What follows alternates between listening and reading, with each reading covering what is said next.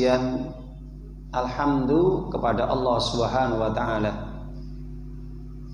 yang dimana pada kesempatan yang mulia ini kita masih diberi kesempatan oleh Allah Subhanahu wa taala untuk menghadiri majelis ilmu, dan alhamdulillah kita masih diberi oleh Allah nikmat sehat, nikmat waktu. Dengan nikmat ini alhamdulillah kita bisa bertatap muka, bisa bermuajahah, bisa berkumpul, dan insya Allah di tempat yang mulia, yaitu majelis ilmu. Karena ini merupakan tempat yang paling disukai oleh para malaikat dan termasuk makhluk-makhluknya Allah, baik itu binatang, hewan melata, ikan, tumbuh-tumbuhan, selain manusia dan jin. Mereka senantiasa mendoakan orang-orang yang belajar agama dan mengajarkan agama. Oleh sebab itu para jamaah Bapak Ibu, kalau orang itu sudah didoakan oleh para malaikat dan termasuk makhluk-makhluknya Allah, maka itu merupakan orang-orang yang mulia di sisi Allah Subhanahu wa taala. Oleh sebab itu kita bersyukur kepada Allah, mudah-mudahan kita termasuk orang-orang yang dimuliakan oleh Allah, didoakan para malaikat dan seluruh makhluknya Allah, dan mudah-mudahan kita termasuk orang-orang yang soleh, orang-orang yang bertakwa, dan orang-orang yang insya Allah mudah-mudahan sebagai ahlul jannah. Amin ya rabbal alamin. Para jamaah Bapak Ibu yang dimuliakan oleh Allah Subhanahu wa taala, Nabi kita yang mulia Muhammad Rasulullah sallallahu alaihi wasallam ini pernah menyampaikan hadis kepada kita semuanya tentang bagaimana kondisi di akhir zaman. Ini sedikit sebagai pembukaan, mukadimah, bahwa kondisi di akhir zaman yang diprediksikan, yang telah dipikirkan, diutarakan oleh Nabi kepada kita, insya Allah ini terjadi kondisi saat ini dan seterusnya. Apalagi kita memang hidup di akhir zaman. Jadi kondisi hidup di periode yang keempat Vulkan Jabriyah, atau munculnya penguasa yang dolim, penguasa, pemimpin yang diktator dan otoriter.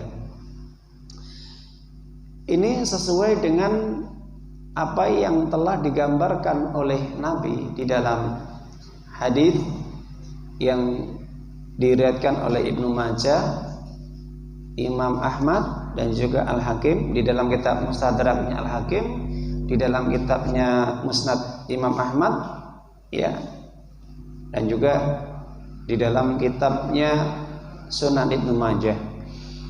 Para jamaah Bapak Ibu yang dimuliakan oleh Allah Subhanahu wa taala, hadis ini diriwayatkan oleh sahabat Abu Hurairah radhiyallahu taala anhu, bahwa Rasulullah sallallahu alaihi wasallam bersabda, "Sayati 'alan nasi sanawat khadda'atun." Akan muncul, akan datang yang akan menimpa manusia sanawat khadda'atun, tahun-tahun yang penuh dengan tipuan, tahun-tahun yang penuh dengan kebohongan di dalamnya. Yusaddiqu fihal kadzib wa kadzibu fihas shadiq, yang dimana ketika saat itu orang ketika hidup pada zaman tahun-tahun yang penuh dengan tipuan, kedustaan, kebohongan. Ya, kalau bahasanya sekarang itu serba hoax. Ya, serba hoax. Penuh dengan tipuan, kedustaan dan kebohongan. Yang dimana kondisi saat itu terjadi yang menimpa manusia orang yang pada dasarnya dia adalah pembohong itu dibenarkan. Ucapannya suka bohong, suka dusta, suka nipu itu dianggap benar, dibenarkan, ya, dipercaya. Wakatibu fiha sodik, sebaliknya, ketika ada orang yang ucapannya benar, jujur, itu selalu dibohongi, tidak diterima, didustakan. Selalu orang tersebut itu dipinggirkan, tidak dipercayai. Ya, orang yang jujur itu selalu didustai, dianggap dusta. Nah itu, coba perhatikan ini, insyaallah. Yukhawinu fihal amin wa yu'tamanu fihal khain. Begitu juga muncul karakter-karakter orang yang pada dasarnya dia mentalnya adalah mental pengkhianat, itu dikasih amanat, dipercaya, dikasih mandat, dikasih jabatan, ya, dikasih tugas untuk mengurusi umat, padahal pengkhianat, mentalnya itu pengkhianat, suka berkhianat. Sebaliknya orang yang amanah, orang yang betul-betul dia bisa memegang janjinya, amanahnya, kejujurannya, dikhianati, dimusuhi, dipojokkan, difitnah, dipinggirkan, tidak diterima amanahnya, dikhianati. Coba Bapak Ibu, para jamaah, ini prediksi Nabi 14 abad yang telah lalu, 1400 tahun yang luar biasa lamanya. Tapi terkait dengan fenomena di akhir zaman ini, coba kita cocokkan dengan kondisi sekarang ini yang kita rasakan, kita hidup sesuai dengan apa yang digambarkan oleh Nabi. Kalau sudah seperti itu, apa yang terjadi? Wayantiku fihar ruwaibidah, wayantiku fihar ruwaibidah. Nanti kalau kondisi sudah seperti itu, orang yang jujur itu didustakan, yang dusta dianggap jujur, yang suka berkhianat dikasih amanat, yang amanah itu kemudian dikhianati. Muncul di tengah-tengah mereka itu karakter manusia yang bernama Ruwaibidah. Ruwaibidah. Qila ya Rasulullah wa ma Ruwaibidah. Ketika para sahabat ini bertanya kepada Nabi Shallallahu Alaihi Wasallam, ya Nabi, apa sih yang dimaksud dengan Ruwaibidah itu? Napa maksudipun? Sing panjenengan maksud napa? Nabi menjelaskan, ar-rajulu tafihu yatakallamu fi amril ammah. Muncul Ruwaibidah yang sifatnya, karakternya adalah di mana dia itu suka bicara sesuatu yang dia tidak punya ilmunya, punya kapabilitas, punya kemampuan, tapi sudah berani ngomong tentang urusan umat, berani memimpin umat, masyarakat. Coba Bapak Ibu, luar biasa. kondisi akhir zaman. Maka para ulama ketika menjelaskan tentang hadis Ruwaibidah ini, sebagaimana penjelasan Ibnu Majah di dalam kitab sunannya, bahwa ini merupakan hadis siddatuz zaman, kerasnya zaman, yang dimana ketika orang hidup pada saat itu sedikit mereka yang selamat imannya, sedikit, kecuali yang Allah rahmati, mereka yang senantiasa berpegang teguh kepada agama Allah kebenaran al-haq, yaitu Islam, dan mengamalkan Al-Quran dan Sunnah dalam kehidupan mereka. Insya Allah mereka tetap lurus jalan terus meskipun ujian besar, ujiannya luar biasa. Kalau tidak, bagaimana Bapak Ibu? Hanyut mereka ikut sesuai dengan apa yang telah disampaikan Nabi tadi. Mereka ikut bergabung dengan orang-orang pengkhianat, orang-orang pendusta, tidak jujur, ya, agamanya agama kaleng-kaleng. Artinya mereka ngaku orang mukmin tapi dasarnya hatinya penuh dengan kemunafikan. Ya, dia tuh kayak orang mukmin, penampilannya Islam, tapi hatinya penuh dengan kebencian terhadap agama Allah, syariat Allah, sunnah Rasul. Dan ulama-ulama atau ustadz-ustadz yang betul-betul jujur dan amanah menyampaikan dakwah Islam ini, itu luar biasa. Jadi kalau kita lihat, sebagian ulama mengatakan kondisi saat itu nanti orang-orang yang jujur dan amanah nanti akan dipinggirkan dan dimusuhi, bahkan tidak sedikit yang dikriminalisasi.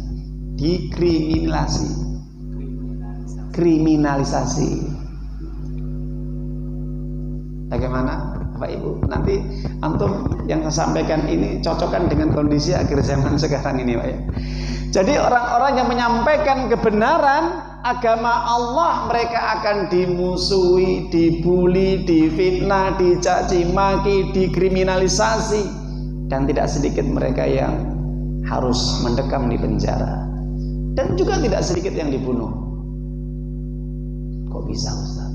Itulah akhir zaman. Makanya Ibnu Majah mengatakan syiddatuz zaman, kerasnya zaman yang saat itu menimpa kepada orang-orang beriman. Kalau mereka tidak kuat imannya, hanyut mereka. Makanya Nabi menjelaskan di dalam hadis Imam Muslim dari Abu Hurairah sama dari sahabat Abu Hurairah radhiyallahu anhu, Rasulullah SAW bersabda, badiru bil a'mal fitanan ka qita'il lail muzlim. Segera kalian untuk terus beramal kebajikan, terus kamu beramal solih, terus kamu tetap berpegang teguh kepada Al-Quran dan Sunnah. Di saat ketika saat itu kamu hidup di zaman yang ibaratnya seperti kita ilail mutlim, yang saat itu penuh dengan berbagai fitnah. Fitan itu jamak dari fitnah, karena saking banyaknya fitnah, luar biasa. Ada fitnah wanita, ada fitnah dunia, ada fitnah agama, ada fitnah keluarga, dan fitnah macam-macam. Itu akan bertubi-tubi menimpa kita, menimpa orang-orang yang beriman. Jadi kalau nggak kuat imannya, tidak didasari dengan ilmu yang hak, ilmu yang benar, hanyut mereka. Segera kamu beramal kebajikan, artinya segera kamu tetap beramal kebaikan, pegang teguh Quran dan Sunnah. Jadi Syekh Shalih Utsaimin hafizallahu taala itu ketika mensarah hadis ini di dalam kitab Syarah Riyadhus Shalihin itu mengatakan yang dimaksud dengan amal soleh itu adalah apa? Al-amalu muwaffaqun alal Quran was sunnah. Amal yang didasarkan sesuai dengan Al-Quran dan Sunnah, itu amal soleh. Jadi Bapak Ibu, yang dimaksud dengan amal soleh itu adalah apa? Para ulama menjelaskan, sebagai menjelaskan oleh Syekh Shalih Utsaimin, ya, Beliau mengatakan yang dimaksud dengan amal soleh adalah ketika seseorang itu melakukan satu amalan itu dasarnya jelas, ayatnya jelas, hadisnya jelas, Al-Quran dan Sunnah jelas. Itu amal soleh. Jadi ada dasar landasannya. Tidak sekedar apa? Ikut-ikutan. Tidak sekedar apa? Apa kata? A, B, C, bukan. Tapi kata kama qala Allah wa qala Rasul, sebagaimana perkataan Allah dan Rasul, bukan kama qala fulan bin fulan, kama qala fulan fulan, bukan, tapi Quran dan Sunnah. Itu Bapak Ibu. Karena sedikit orang yang mengikuti Al-Quran dan Sunnah pada saat itu, mereka lebih mengikuti apa kata umumnya orang. Mengikuti apa katanya umumnya orang. Makanya sampai Allah turunkan di dalam surat Al-An'am, surat yang ke-6 116. Apa kata Allah? Allah mengatakan, hendaknya engkau jangan mengikuti kebanyakan orang yang ada di muka bumi ini. Ya. Jadi di dalam surat Al-An'am, kalau kita buka, maka Bapak Ibu nanti buka tafsirnya, itu menjadi perhatian kita. Ya. Apa kata Allah? Wa in tuti aktsara man fil ardi yudilluka an sabilillah iyattabi'una illa dhann wa inhum illa yahrusun.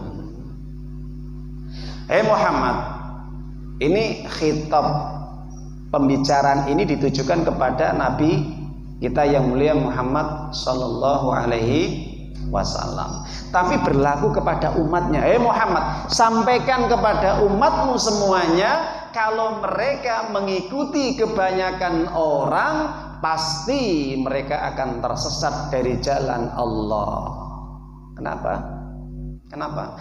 Karena kebanyakan manusia itu hanya mengikuti praduga akalnya, tidak mengikuti landasan yang jelas dari kitab Allah, Al-Quran dan Sunnah, hadis Nabi yang sahihah. Itu Bapak Ibu. Akhir zaman luar biasa. Kita hidup nih, kalau kita berpegang kepada Quran dan Sunnah, mengikuti kebenaran itu luar biasa berat, berat betul. Kenapa? Karena siddatuz zaman, zamannya keras, orang bisa terombang-ambing, fitnahnya banyak. Fitnah itu seperti gulungan malam di kegelapan, ya, yang sangat gelap sekali, yang saat itu kata Nabi akan muncul yusbir rajul mu'minan wa yumsi kafiran. Pagi hari mereka mengaku beriman, sorenya kembali kafir.